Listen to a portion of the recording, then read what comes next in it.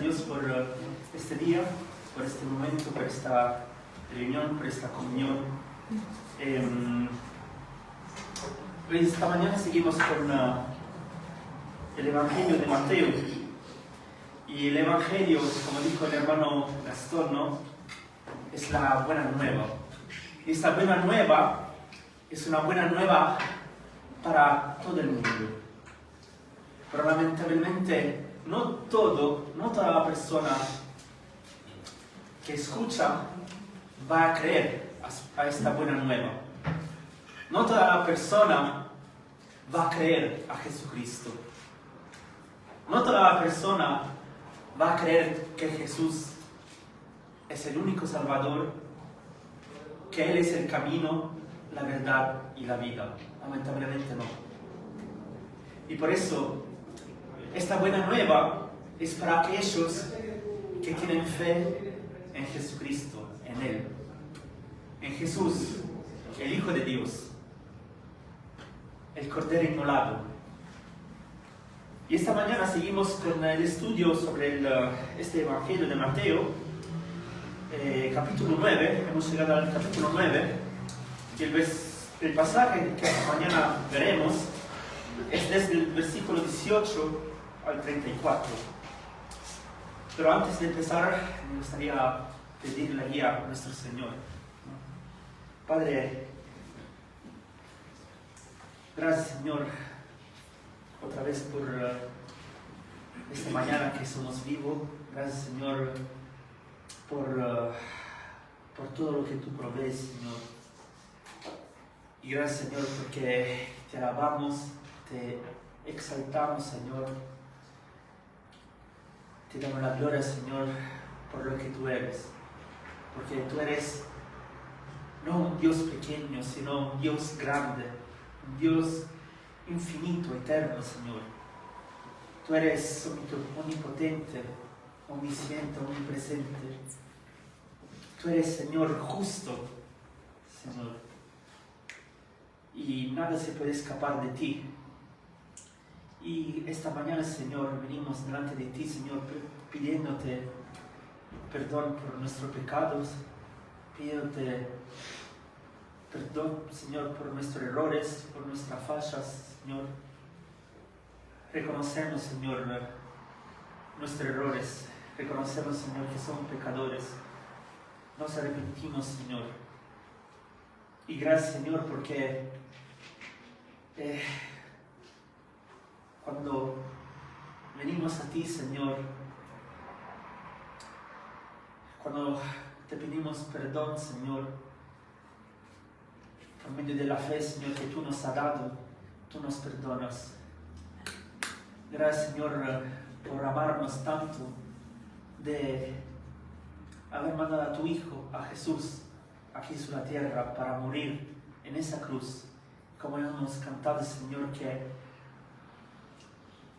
ha cargado, Señor, todos nuestros pecados y lo ha pagado una vez para siempre. Gracias, Señor, porque en ti, Señor Jesús, tenemos el acceso al Padre. En ti, Señor, tenemos reconciliación con el Padre. Tenemos, Señor, un futuro. Tenemos la vida eterna, Señor, contigo. Gracias, Señor, porque tú siempre nos protege, siempre estás a nuestro lado, Señor. Y gracias, Señor, porque tus promesas, Señor, son fieles y siempre lo cumplen. Y te pedimos, Señor, esta mañana de abrir nuestro corazón y nuestra mente para entender lo que tú nos quieres enseñar por medio de tu palabra, Señor. Gracias, Señor, por tu palabra, Señor, porque tú te has revelado a nosotros. Y que sea todo para tu gloria, para tu honra, Señor, en nombre de nuestro amado Señor Jesucristo. Amén. Y vamos a leer el pasaje, bastante largo, pero vamos a leerlo. Mateo 9, desde el versículo 18 al 34. Si no tienen la Biblia, lo pueden mirar aquí en la pantalla. Y aquí el hermano Mateo, vemos que habla sobre de Jesús, sobre lo que Él hizo. Y el versículo 18 empieza diciendo: mientras Él les decía estas cosas, vino un hombre principal y se postró ante Él, diciendo: mi hija acaba de morir, mas ven y pon tu mano sobre ella y vivirá. Y se levantó Jesús y le siguió con sus discípulos. Y aquí una mujer enferma de flujo de sangre desde hacía 12 años se le acercó por detrás y tocó el borde de su manto, porque decía dentro de sí: si tocare solamente su manto, seré salva. Pero Jesús, volviéndose y mirándola, dijo: ten ánimo, hija, tu fe te ha salvado. Y la mujer fue salva desde aquella hora. Al entrar Jesús en la casa del principal, viendo los que tocaban flauta y la gente que hacía alboroto, les dijo: apartaos, porque la niña no está muerta, sino duerme. Y se burlaban de él. Pero cuando la gente había sido echada afuera, entró y tomó de la mano a la niña, y ella se levantó. Y se difundió la fama de esto por toda aquella tierra. Pasando Jesús de allí, le siguieron 2 ciegos, dando voces y diciendo: ten misericordia de nosotros, hijo de David. Y llegada a casa, vinieron a él los ciegos. Y Jesús le dijo: ¿creéis que puedo hacer esto? Ellos dijeron: sí, Señor. Entonces les tocó los ojos, diciendo: conforme vuestra fe os sea hecho. Y los ojos de ellos fueron abiertos. Y Jesús les encargó rigurosamente, diciendo: mirad que nadie lo sepa. Pero salido ellos, divulgaron la fama de él por toda aquella tierra. Mientras salían ellos, he aquí le trajeron un mudo, endemoniado. Y echado fuera el demonio, el mudo habló.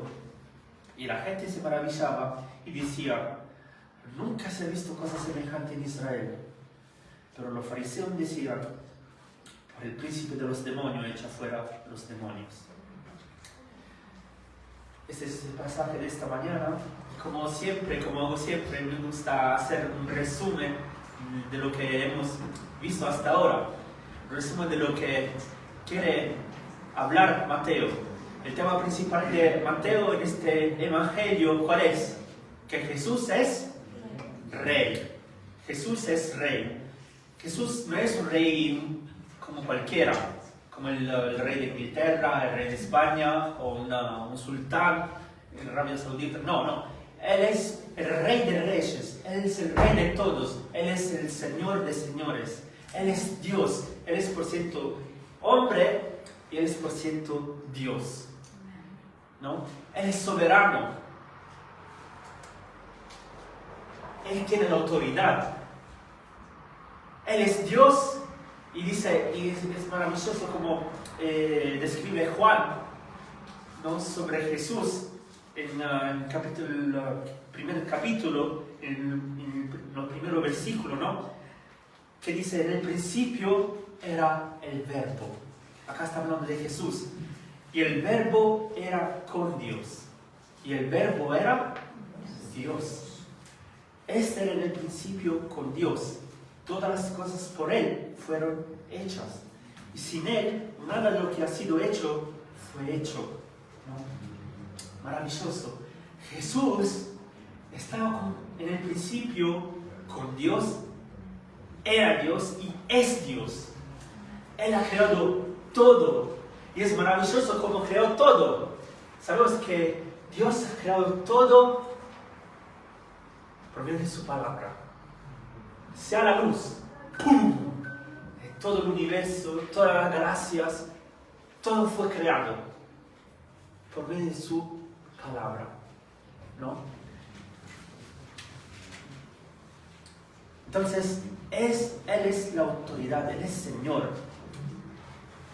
Y como Rey, tiene la autoridad, ¿no? Él tiene el poder y la autoridad de decidir. Él tiene el poder y la autoridad de mandar. Él tiene el poder y la autoridad de juzgar. Él tiene el control sobre todas las cosas. Él tiene todo el control de todas las cosas. Y esto lo hemos visto aquí en el capítulo, en Mateo, en los capítulos anteriores. Hemos visto que Jesús tiene autoridad. Cuando Jesús, Él tiene autoridad desde cuando nació hasta que murió. Y vemos la autoridad de Jesús también en el ministerio. Porque sabemos que Jesús vino, ¿para qué? Para hacer la voluntad del Padre, ¿no? Y vino a predicar sobre el reino de los cielos, ¿no? Y cuando Jesús predicaba, dice Mateo, cuenta que la gente que escuchaba ahí en el monte, cuando escuchaba el sermón de Jesús, se quedaba, wow, ¿quién es este hombre que habla, que enseña con autoridad?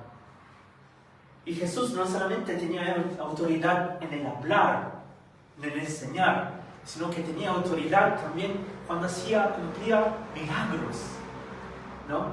Cuando cumplía milagros, cuando Él sanaba a las personas enfermas, endemoniadas. O cuando, ¿se acuerda cuando Jesús estaba pasando por el mar de Galilea en los barcos? A un cierto punto vino la tempestad, vino la tormenta, el viento, el mar empezó a moverse, había olas gigantes. Y Jesús, que estaba durmiendo cuando los discípulos despertaron, solo con su palabra, toda la tempestad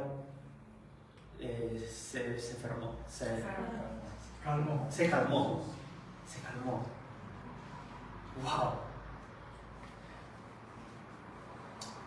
Y ahora, en este pasaje de esta mañana que hemos recién leído, vemos que Mateo cuenta otra vez otras historias de los milagros que Jesús cumplió, ¿no? Y la pregunta que ahora tenemos que preguntarnos es, ¿pero por qué Mateo sigue contando? Y aquí lo vemos de una manera así rápida, o sea, enseguido, en continuo, ¿no? ¿Por qué continúa hablando de la historia de los milagros de Jesús, ¿no?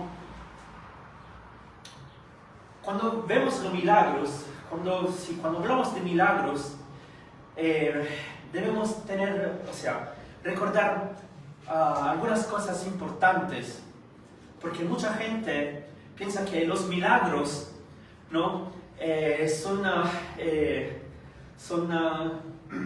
Bueno, como pasaron aquí en la Biblia, ¿no? Que las personas oraron y Jesús cumplió, hizo lo que ellos pedían, hizo el milagro, ¿no? Entonces la persona dice, cada vez que yo voy a orar, Jesús me lo va a dar, va a cumplir este milagro, sí o sí.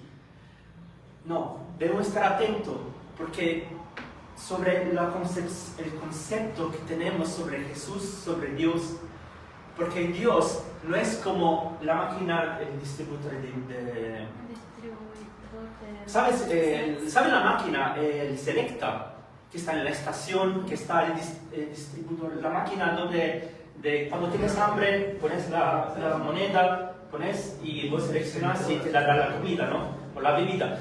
Jesús no es esta máquina que vos pones la moneda y vos podés seleccionar lo que quieres y esa máquina te lo da. No, Dios no es así, no es una máquina. Y muchas veces, lamentablemente, también como cristianos, pensamos así, pero Dios no es una máquina. Dios es Dios. No es limitado como nosotros. Dios no piensa como nosotros. Muchas veces leemos que en la Biblia Dios se contradice. Cuando da la ley, no dice no matáis, pero Dios permite que la gente muera, que maten. No significa que Él se contradice y que Él no es Dios o es menos Dios. Dios está más arriba de la ley, de lo que Él ordena. La ley fue dada para nosotros, para entender quién es Él, y lo que sabemos de Él es solamente, yo creo firmemente que es solamente un mínimo de lo que sabemos de que es Dios. Y eso es lo que nosotros necesitamos saber. Pero Dios es más infinito, Y la regla que Él nos da es para saber quién es Él y cómo debemos vivir para adorarle, para dar gloria a Él.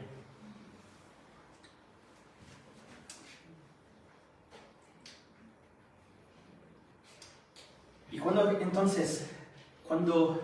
nosotros vemos estos milagros de Jesús, no pensemos que entonces, eso pasó, entonces si yo voy a orar, va a pasar enseguida. No, Dios lo va a cumplir. No, Dios cumple su voluntad según su propósito, según su plan, no según nuestra voluntad o nuestro plan.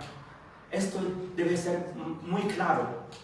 Nosotros no somos Dios, nosotros no somos nada para decir a Dios cómo debe actuar. Nosotros no somos más grandes que Dios, que decimos cuándo tienes que hacer las cosas. No, Dios hace las cosas perfectamente en su voluntad, en su perfecta voluntad. Él es soberano.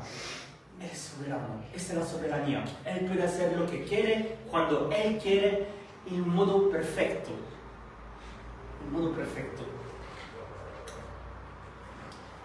Y Dios dice sobre Él, yo soy, no sé cómo dice en español, aquel que soy. Yo soy el que soy. Él es. No se puede, pero tú, no, yo soy. Pero, no se puede. Ahora, en esas historias, vemos que quiénes son los protagonistas, o digamos las personas interesadas en estas historias, en estas historias. Los protagonistas son una mujer con el reflujo de sangre, que tenía el periodo, podemos decir, con la hemorragia, un principal que tenía una hija que se murió, 2 ciegos y un mudo, una persona muda, endemoniada, ¿no?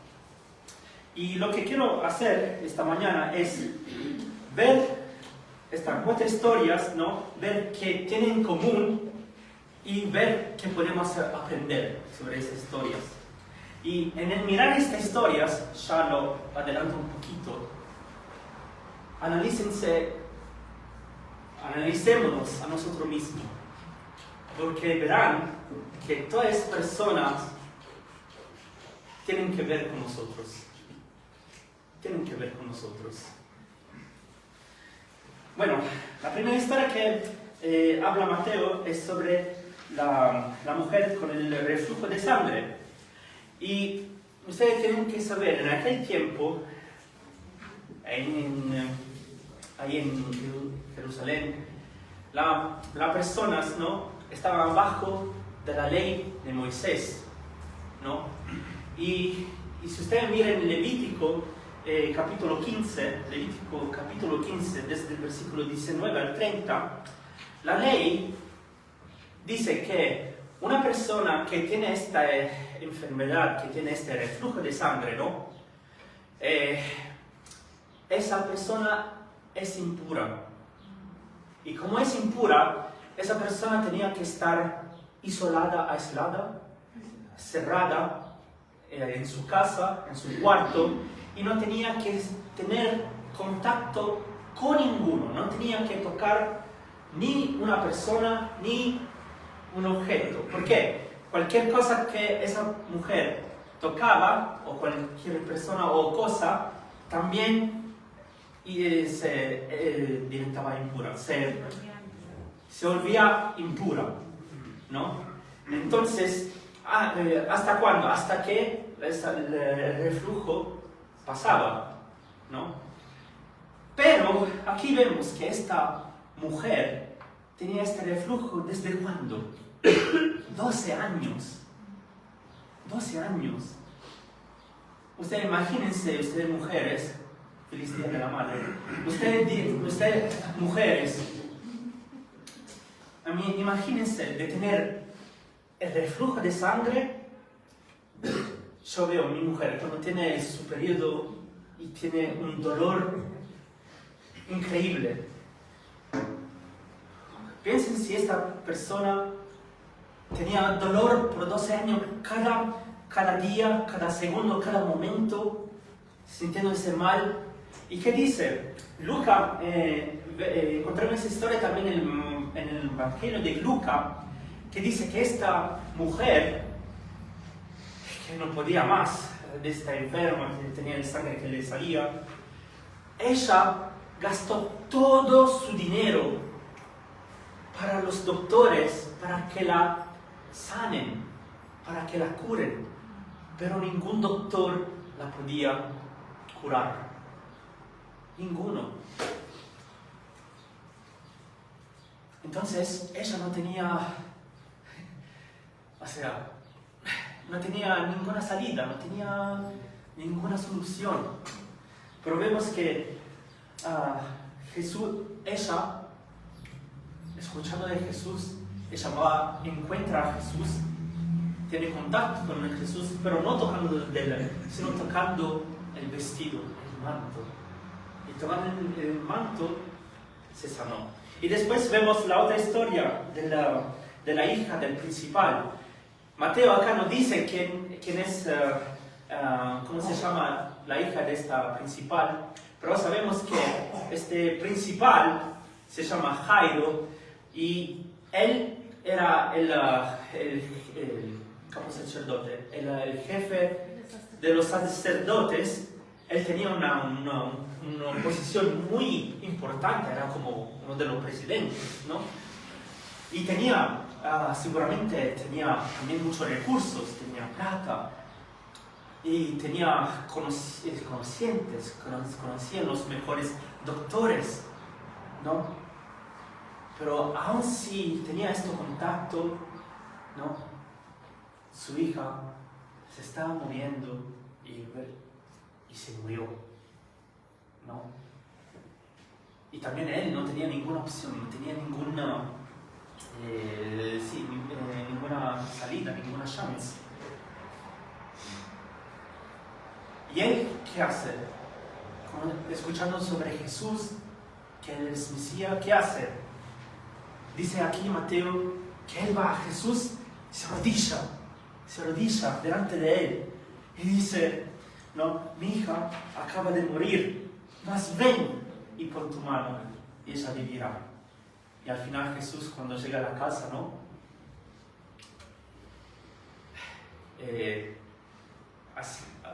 Resucitó, podemos decir, a la hija, pero después murió, ¿eh?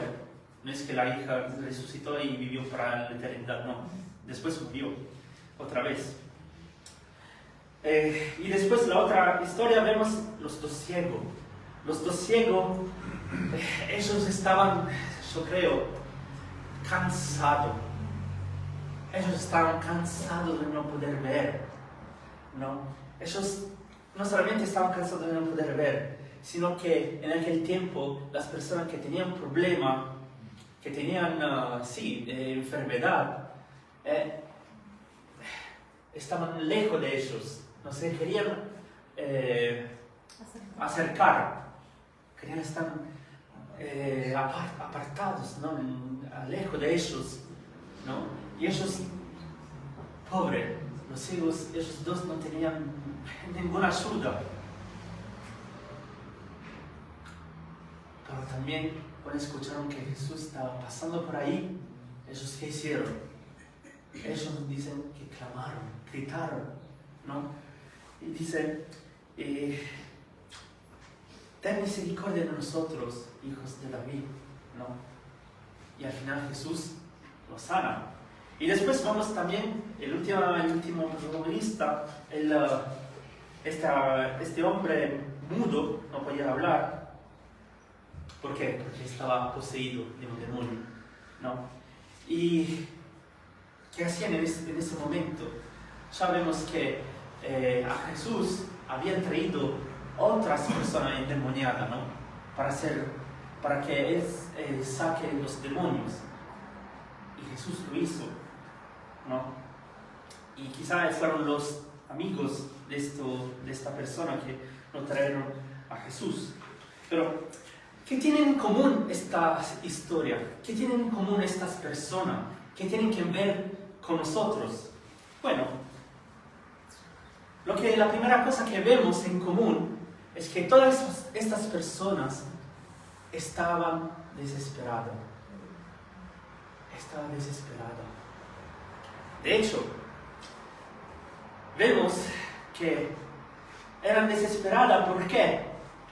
Porque no tenían el control de lo que le estaban pasando. La mujer, con el reflujo de sangre, no podía parar este reflujo, esta hemorragia. No podía. Ella misma. No la podía controlar. Y seguramente ella no quería tener esta enfermedad. Jairo, el jefe principal, no podía parar la muerte de la hija. No podía parar el inevitable. El inevitable. ¿No? Al final, él era jefe, era un director. No importaba su posición. No importaba cuántos contactos tenía con mejores doctores. No importaba cuánto dinero tenía. Nada podía parar la muerte de la hija. Nada. Y si ustedes miren, la hija, es lindo ver también esta comparación, es solamente una paréntesis. 12 años la mujer del reflujo, de pena, de dolor. Y esta niña, a 12 años se murió de felicidad, ¿no? Es solamente una paréntesis. Después los dos ciegos, pobres, ellos no podían hacer nada para ver. Seguramente ellos eran pobres, ahí, dejados ahí en la calle, mendigando para ayuda. No podían hacer nada para recuperar la vista. Y el hombre endemoniado, ¿no? Mudo, ¿no? Él estaba poseído. No podía sí mismo sacar el demonio. Cuando una persona está endemoniada, el demonio te controla. Ustedes se acuerdan del Gadareno, ahí, que estaba todo nudo, espantando a todas las personas que pasaban por ahí, ¿no? Estaba controlado. Y la pregunta es, ¿usted piensa que a toda esta persona le gustaba estar así? Tener el dolor de la panza que sale de la sangre. Le gustaba estar ciegos, poseídos. Le gustaba tener una hija que se muere. A nosotros nos gusta saber que tenemos cáncer, un tumor maligno y no podemos hacer nada. Mi ejemplo, a mí no me gusta tener la policía en contra de mí por cosas que no he hecho. ¿A ustedes les gusta tener un pariente estrecho que se está muriendo, no se puede hacer nada? Obviamente no. Pero son cosas que en la vida pasan. Y la cosa fea es que muchas personas, cuando le pasa algo mal a la otra, se ríen. Que está bien, está bien. Mereces eso.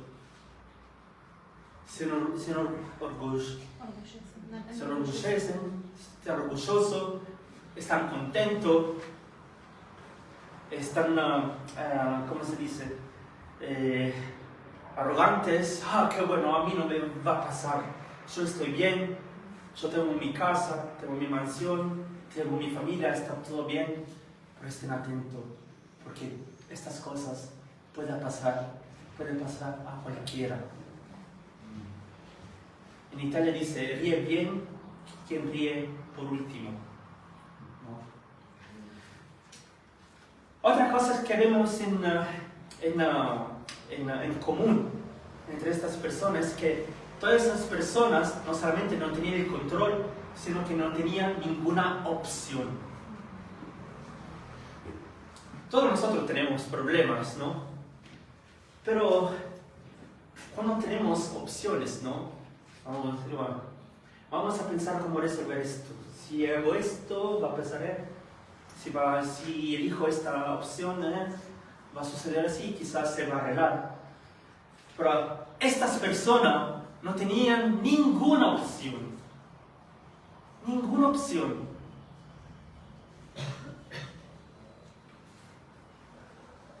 Por eso ellos estaban desesperados. Ellos decían, Señor, ¿qué puedo hacer? ¿Qué voy a hacer? No.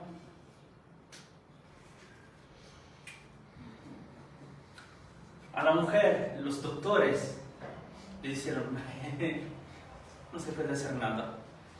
Vas a quedarte así, con este reflujo de sangre por toda la vida, hasta que tú mueras. La hija se murió. Los dos ciegos iban a quedarse por toda la vida ciegos. Y este endemoniado, toda la vida endemoniado, poseído, no tiene ninguna opción. Pero vemos que estas personas, como la fama de Jesús empezó a expandirse alrededor, seguramente esta persona escucharon sobre Jesús, escucharon sobre el Mesías, escucharon sobre este Jesús que sanaba, que hacía milagros. Entonces, ¿qué pasó? Pasó que puede decir que ellos empezaron a tener esperanza.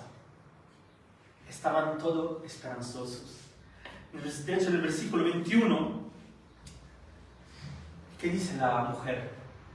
En el versículo 21, ella dijo, si tocare solamente su manto, seré salva. ¿No? Y yo, en la frase que ella dijo, en esta afirmación, se ve que esta mujer estaba convencida que Jesús la podía sanar, solamente tocando su manto. Y de hecho, ella como era impura, no podía salir de su cuarto, no podía tocar ninguno. Pero como ella tenía fe, estaba convencida que Jesús podía sanar, ¿qué hizo? Ella salió. No me importa, yo salgo. Y se interfló. Se mezcló con las personas que estaban alrededor de Jesús. Ustedes piensen, Jesús, hay un montón de personas que querían verlo, que querían escuchar, ¿no? Había un público. Pero toda la persona, sí, estaban cerca de él. Y esta mujer entró entre ellos. ¿Por qué? Estaba desesperada. Quería tocar solamente el manto y irse. ¿No? También Jairo, escuchando sobre Jesús, fue a él. Y no es que fue a él y dijo, Jesús, mi hija murió. No, dice que él, siendo jefe de la sinagoga, se postró delante de él, lo adoró, reconoció que él era el Mesías. Reconoció eso. Pero no que era el Mesías que iba a librar al pueblo de Israel de Roma, no. Él reconoció que él era el Salvador.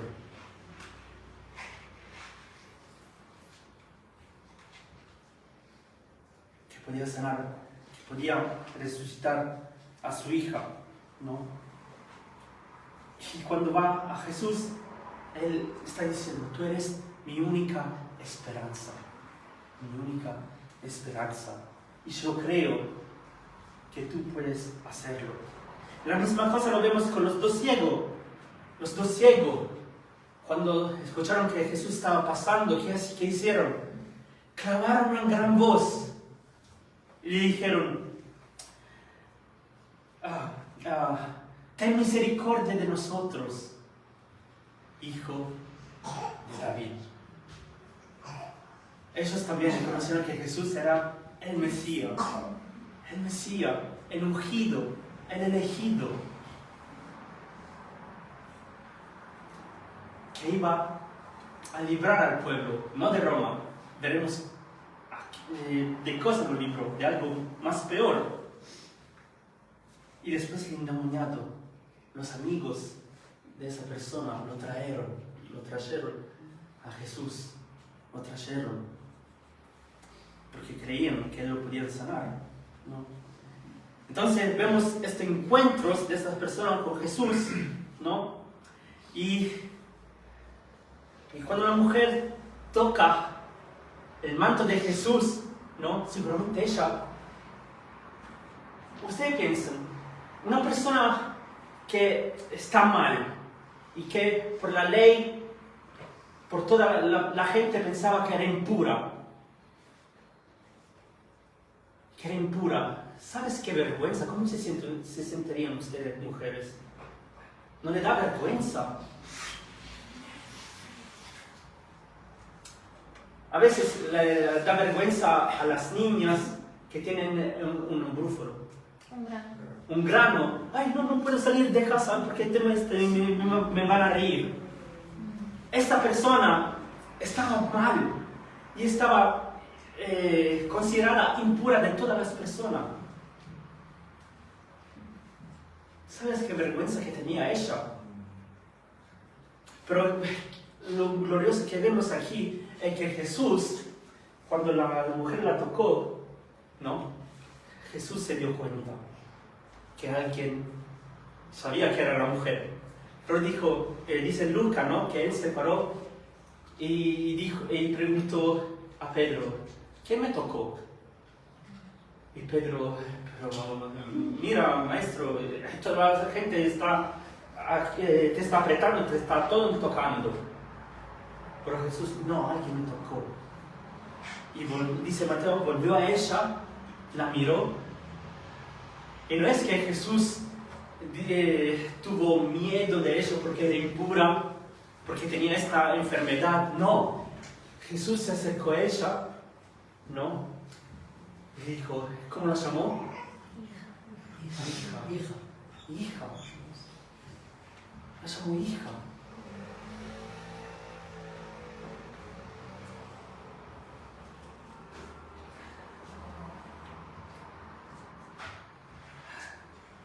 Qué glorioso esto. Hija. Qué gracia, qué misericordia, ¿no? Que Jesús tuvo hacia ella. La llamó hija. Cuando dice hija, dice, tú eres mía. Tú eres mía.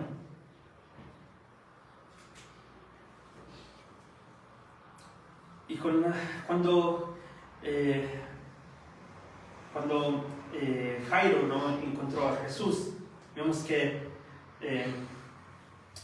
Jesús y sus discípulos siguieron a Jairo para ir a su casa, ¿no?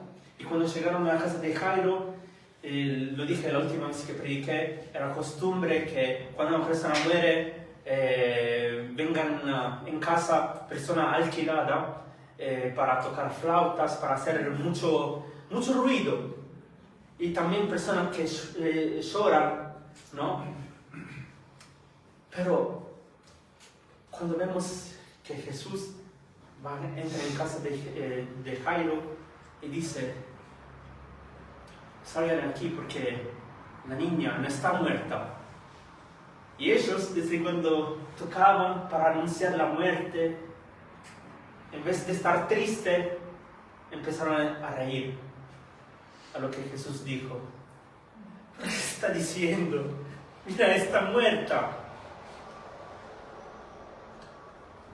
Jesús lo sacó y Jesús tomó la mano de la niña, ¿no? Y le dijo a la niña, muchacha, levántate.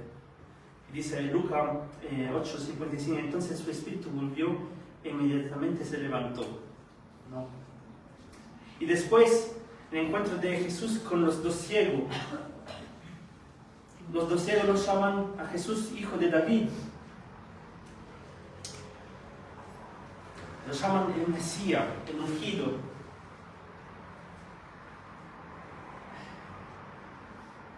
Y cuando llegan a la casa de Pedro, ¿no? Miren qué hicieron, o sea, los dos ciegos que no podían ver, como creían en el Mesías, no es que se quedaron ahí, solamente que sentado ahí, con las manos así. ¿Ellos qué hicieron? Ellos se levantaron, también los ciegos se levantaron y siguieron a Jesús hasta el lugar donde Jesús fue, ¿no?, en la casa de Pedro. Y cuando llegaron ahí, a la casa de Pedro,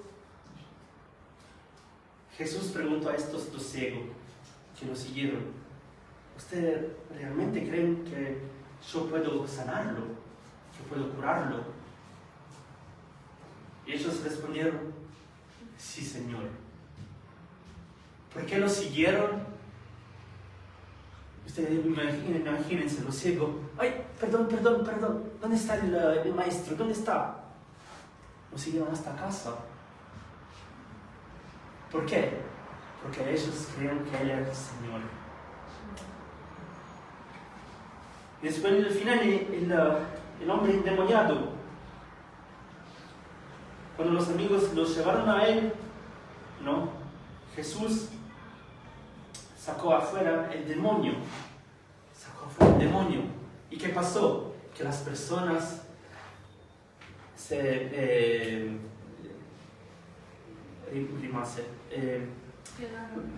la persona quedó así, wow. Nunca se había visto una cosa así en Israel. Dijeron, ¿no? Se quedaron maravillados, choqueados. Pero, ¿qué podemos aprender de estas historias? Eso es lo que es más importante. Si ustedes ven, cada de esta persona somos nosotros. Somos nosotros. ¿Cómo? Yo no soy ciego. Yo no soy endemoniado. Yo no tengo la enfermedad como esta mujer. Yo no tengo una hija que está por morir. No. Pero miren, ¿ustedes se acuerdan de lo que el Señor enseñó en el Sermón del Monte? cuando habla de la beatitudine, cuando habla de las bienaventuranzas. ¿De qué hablan las bienaventuranzas? ¿Se acuerdan ustedes? Las bienaventuranzas hablan de los verdaderos ciudadanos de los cielos, de lo verdadero cristiano, de lo verdadero renacido, de lo verdadero hijo de Dios. ¿Y qué dice la primera bienaventuranza? Bienaventurado el pobre en espíritu. ¿Y qué hemos dicho? ¿Qué quiere decir feliz aquel que es pobre en espíritu? ¿Quién es pobre en espíritu? El pobre en espíritu, si ustedes se acuerdan, es esa persona que reconoce de ser pecador, de no poder hacer nada de nada para salvar su alma. No puede hacer nada para tener el favor de Dios. Ahora estoy aprendiendo por qué se trata de nosotros, estas historias.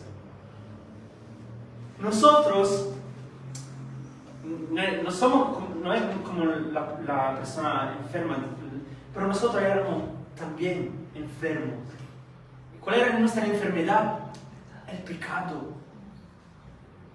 Cristo vino para pagar la enfermedad más grande de la humanidad, el pecado. Y la Biblia dice que por causa del pecado, todos están destituidos de la gloria de Dios. Y dice que el salario del pecado es la muerte. Cristo vino a pagar por esto. Ha pagado por esto. Para pagar nuestros pecados, para sanarnos, para lavar todos nuestros pecados. No solamente esto, no estoy ciego, nosotros no somos ciegos, pero antes de recibir a Cristo, éramos ciegos, ¿o no? Estábamos esclavos de este mundo, no conocíamos la verdad, estábamos influenciados por Satanás y por todo lo que él ofrece en este mundo. Y no solamente esto, el endemoniado. Nosotros no somos endemoniados, pero antes de conocer a Cristo estábamos bajo el control de Satanás. Éramos hijos de Satanás.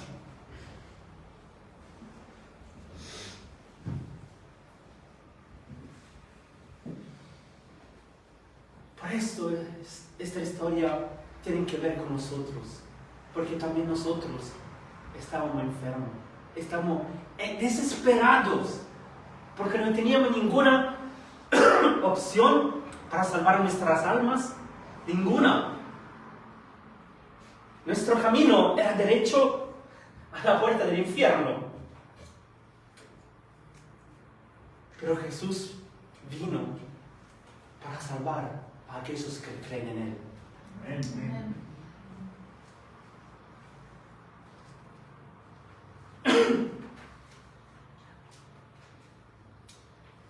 La hija de Jairo se murió. También nosotros estamos muertos en el pecado.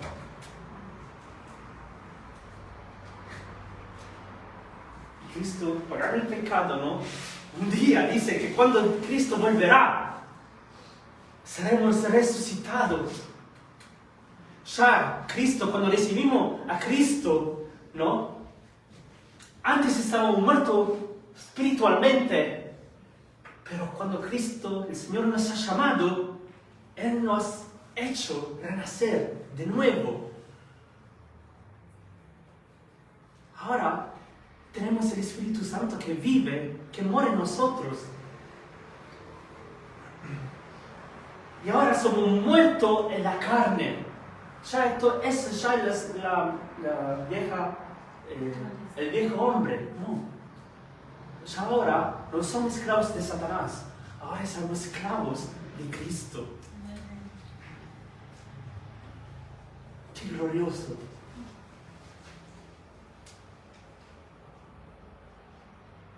Y Cristo es nuestro Rey.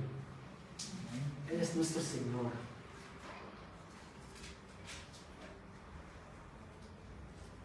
¡Qué gracia! ¡Qué misericordia! ¡Qué compasión! Entonces, cuando pasan cosas a la otra persona, no nos burlamos de ello. Qué padre, qué lindo que te pasa esto, que te muere enseguida. No.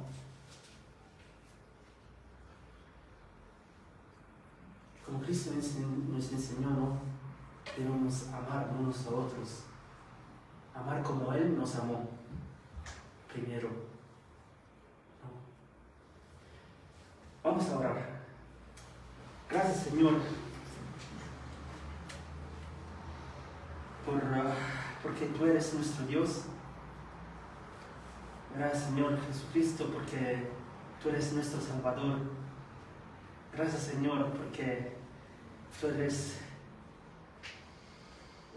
nuestro libertador. Tú eres nuestra roca, Señor. Tú eres maravilloso, Señor. Tú eres el que perdona. Y gracias, Señor, porque en ti tenemos, Señor, tenemos paz, como decía nuestro hermano Gastón. Tú eres nuestra paz.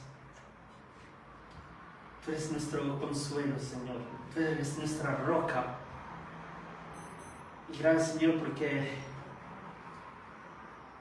tú permites, Señor, en nuestra vida de tener tormentas, de tener problemas, tener momentos de desesperación, Señor. Y tú nos enseñas, Señor, que en estos momentos son los momentos en que tú, Señor, quieres enseñarnos a confiar más en ti, Señor. A acercarnos enseguida, rápidamente, en ti. Porque tú eres Dios, Señor. Tú tienes el control de todo. Nos enseña, Señor, Padre, a confiar en quien tú eres, lo que tú haces, Señor. Y gracias, Señor, porque tú nunca nos dejas, Señor, nunca nos dejará. Y gracias, Señor, porque siempre tú nos sustentas, Señor. Cuando caemos, tú nos levantas, Señor. Gracias, Señor, porque somos tus hijos. Tú moriste, Señor, para adoptarnos como tus hijos. Tú nos has comprado, Señor, a caro precio, por medio de tu sangre. Gracias, Señor. A ti sea la gloria por los siglos de los siglos. Amén. Amén.